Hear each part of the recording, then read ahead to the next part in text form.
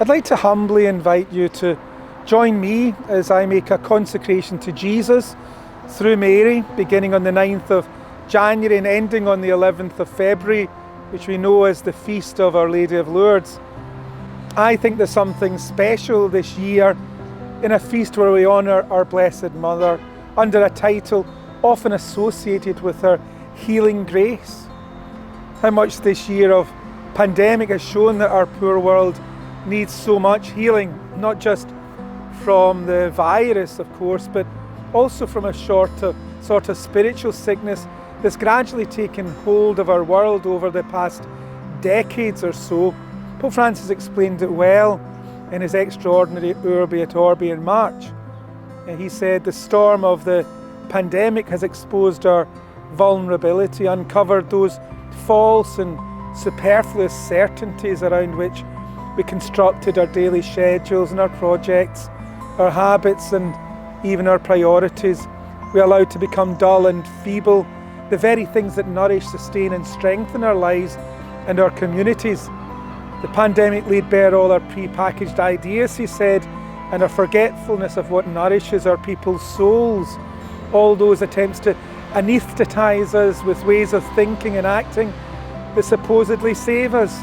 But instead, Pope Francis said, they've proved incapable of putting us in touch with our roots and keeping alive the memory of those who have gone before us.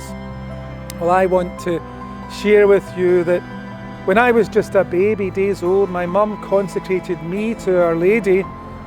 And for a long time now, I felt that this early entrustment shaped my priestly vocation and now even my role as a bishop. It's never too early or too late for us to entrust ourselves to Jesus through Mary.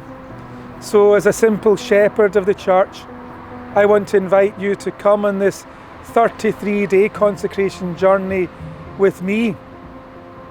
I'll be using a book called Child Consecration to Jesus through Mary, following the spirit of St. Therese, the Little Flower. It's a book that works just as much for adults as priests, as it does for children as young as 4 or 5. I've invited all the priests and the people, the families and children of my own diocese to join me, but my heart's also hoping that many more beyond the borders of my diocese will feel moved by this simple invitation just to come with me and pray. Many schools in my diocese will be joining me. I pray that other children in other schools and in their homes will join me too.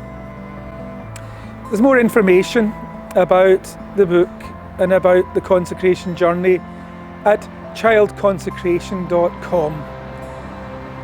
For those with access to Facebook, every day at 9 o'clock in the evening, local time in Scotland, I'll be leading the readings and the prayers of the consecration journey on my Facebook page.